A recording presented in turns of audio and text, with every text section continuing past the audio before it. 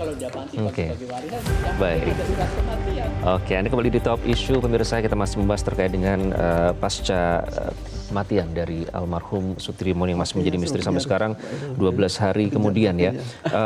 Mas Anam, tadi kan pertanyaannya sebenarnya yang paling mendasar dan krusial adalah kenapa kok pertama kali ditemukan tidak lapor polisi begitu ya. Kemudian juga tidak dilaksanakan uji forensik pada saat ditemukan di awal, yang apakah itu memang sebenarnya tidak sesuai dengan prinsip scientific crime investigation? Enggak, kalau pertanyaannya begini, kenapa polisi tidak visum di awal-awal? Itu pertanyaan kedua. Pertanyaan pertamanya, kapan polisi tahu? Ya. Gitu. Nah, kalau lihat berbagai cerita, baik yang beredar di publik dan sebagainya, itu kan memang cepat dari TKP ke mana? Ke rumah sakit, dari rumah sakit langsung ke kampung halaman untuk dimakamkan. Kampung halaman terus dimakamkan dan sebagainya. Ya, kalau pertanyaannya kenapa polisi nggak visum, jangan-jangan polisi juga nggak tahu di level itu. Nah, itu yang paling penting. Jadi makanya pentingnya untuk sebenarnya langkah pertama yang bisa dilakukan adalah ya seluruh pakaian dan sebagainya atau benda-benda yang nempel yang memungkinkan, misalnya ada keringat, ada bekas cairan dan sebagainya, itu rekam jejak kedokteran forensiknya juga memungkinkan. Dicek itu, habis itu ekshumasi. Gitulah, itu membuat terangnya peristiwa. Lah, yang kedua, tidak cukup dengan soal pertubuhan.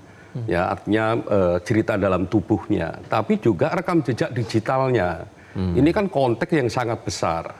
Ya, dikait-kaitkan dengan satu kasus yang sekarang lagi kontekstual dan sangat besar. Lah, oleh karenanya juga dicek rekam jejak digitalnya itu bagaimana. Ya, HP-nya bagaimana. Dan di titik TKP itu ada HP-nya siapa saja. Itu kan juga memungkinkan. Alat ada. Betul. Ya toh, kalau istilah sekarang itu ya beberapa kasus itu ya pakai seldam. Ya toh, di BTS itu bisa kelihatan di titik itu tuh harusnya HP yang nyala apa saja itu kan bisa diperiksa dan sebagainya. Apalagi ini bukan daerah terpencil ya. Termasuk pusat kota dan elit, kawasan elit. Itu bisa dicek semua. BTS di Jakarta itu jaraknya cuma 500 meter per titik. Itu memungkinkan. Sudah ada tiang. Iya lah, oleh karenanya makanya kami juga bertanya-tanya, kenapa kok Polda Metro yang biasanya ya cepat dan sebagainya, kenapa kok ini kesannya memang lambat? Lah, oleh karenanya kami mendukung Polda Metro untuk cepat. Karena salah satu prinsip di pidana itu, iya, kecepatan kasusnya. Karena konsekuensinya panjang. Ya. Kalau itu nanti menyentuh misalnya orang, ditahan tidak ditahan, makanya harus jelas. Nah, oleh karenanya kecepatan oleh rekan-rekan Polda Metro ditunggu oleh semuanya, biar nggak ada spekulasi, biar terangnya peristiwa, biar tidak merugikan semua pihak, termasuk misalnya kalau kasus ini dikait-kaitkan dengan Pak FA misalnya, kalau ternyata tidak ada kaitannya, kan rugi beliau, atau minimal ini keluarga korban juga harus tahu kenapa kok tiba-tiba meninggal. Ya. Kalau ini sebenarnya keadilan untuk almarhum Sutirmon juga begitu ya, kalau kita melihat. Iya, kalau kita cek mundur misalnya ya, posisinya itu kan dia sudah ada di kampung halaman, habis itu dipanggil lagi ke Jakarta, habis itu ya sekian hari, habis itu terus meninggal. Dalam kondisi yang tidak wajar. Iya, kan keluarga juga kepingin tahu. Kalau keluarga misalkan memang sakit, tapi kan sakitnya sakit gula. Apakah sakit gula bisa menimbulkan busan dan sebagainya, itu kok sepanjang pengalaman saya yang orang awam ini nggak pernah saya mendengarkan itu. Tapi saya kan orang awam. Oleh karena harus diuji secara saintifik itu. Oke, nah soal scientific crime investigation ini Pak Thomas, itu kan banyak sebenarnya yang mempertanyakan juga soal CCTV. Artinya rute di mana pertama kali, siapa yang membawa, kemudian lokasinya di klinik yang sudah tidak digunakan, kemudian habis itu dibawa ambulans. Itu kan daerah seperti tadi dibilang, bukan daerah terpencil. Artinya kemungkinan CCTV dipasang itu tentu sebenarnya bisa banyak dikumpulkan, dihimpun oleh polisi. Nah, kalau dari perspektif kriminolog seperti apa? Kenapa bukti-bukti tersebut terkesan tidak segera diumumkan kepada publik? Ya, orang kan pengen kejahatannya tidak diketahui. Ya, dulu kan kasus Verdi Sambo ya, kan juga CCTV-nya kan nggak berfungsi yang ini, yang awal-awal ya. Tapi ini yang menarik juga, kenapa cepat-cepat dibawa ke kampung. Bedanya kalau dulu kan tiba-tiba ada perubahan, ternyata CCTV-nya ditemukan begitu ya. Tapi sekarang setidaknya belum ada soal CCTV itu. Ya, mestinya kan seperti tadi dikatakan, polisi harus langsung membawa untuk otopsi, karena sebab kematian itu yang tahu dokter forensik ya. Dulu ketika forensik masih ada di bawah lembaga kriminologi UI, ini kasusnya beda. Ada orang nyebrang, terus ada, dulu belum ada kendaraan umumnya, oplet istilahnya, oplet. Tidak ketabrak, tapi dia mati. Ya, dibawa ke forensik dokter. Nah, dokter bilang dia memang punya penyakit malaria akut. Jadi kesenggol kaget pun dirinya bisa mati. Nah, apakah kematian ini begitu atau yang lain lagi, itu yang tahu kedokteran forensik gitu. Nah, saya juga curiga juga kenapa keluarganya itu tenang-tenang aja. Kalau Ferdi Sambo yang korbannya itu kan langsung harus diotopsi ulang ya, meskipun ini. Nah, ini juga perlu ditanya, apa data-data yang ada di keluarganya dari kampung ini sejauh mana sih? Itu juga penting, Pak. Penting, saya kira. Data meskipun menolak dan sudah mengikhlaskan, keterangan dari pihak keluarga juga penting.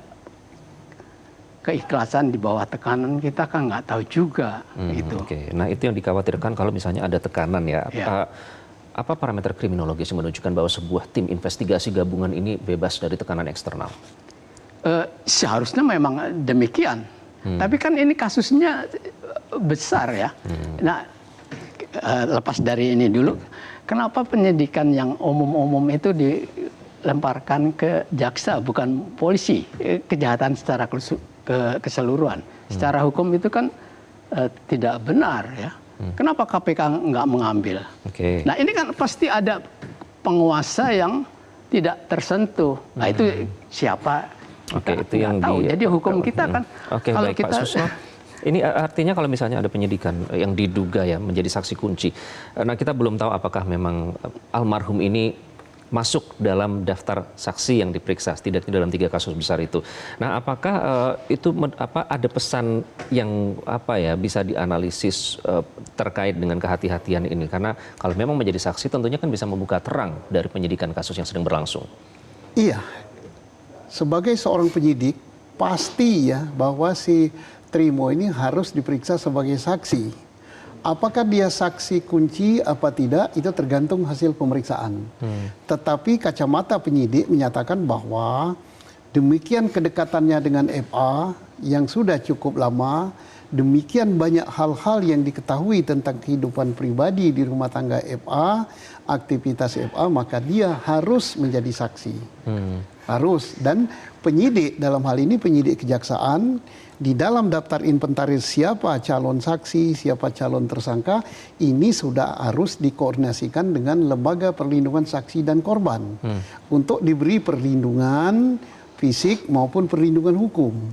Bila perlu dimasukkan di dalam suatu safe house gitu untuk dapat perlindungan. Termasuk juga keluarganya kalau memang dia demikian pentingnya. Jadi ini harus diberikan perlindungan.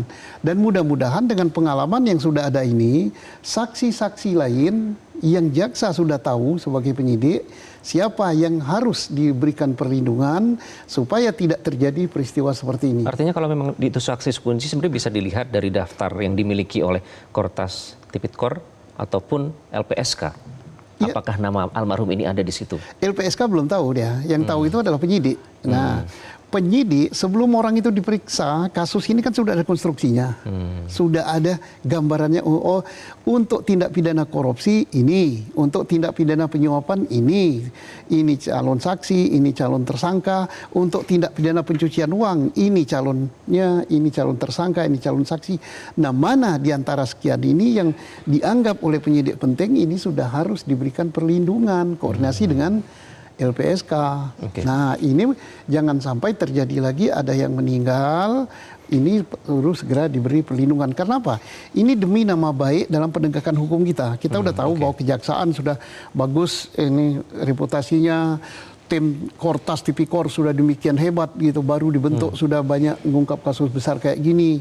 Ini jangan dirusak oleh hal-hal seperti ini. Maka kita mohon juga tadi sebagaimana Pak Hairul katakan, Polda Metro bersegeralah. Ini tidak perlu berlambat-lambat lagi untuk mengadakan gali kubur, kemudian otopsi jenazah, karena apapun yang terjadi tidak ada suatu pun yang bisa dijawab ini dibunuh atau bunuh diri atau sakit tanpa mengadakan pemeriksaan otopsi. Ya, dan itu adalah landasan hukumnya ya untuk ada landasan melakukannya. hukum dan itu Baik, wajib kita akan hukumnya bahas bagi lebih penyidik. lanjut, wajib bagi penyidik. Wajib dilakukan. Namun bagaimana nanti jika ternyata hasil lab forensik pemeriksaan ternyata berbeda begitu ya. Nanti kita akan bahas lebih lanjut usai jeda. Tetaplah bersama kami di Top Issue. Jelajahi cara baru mendapatkan informasi. Download Metro TV Extend sekarang.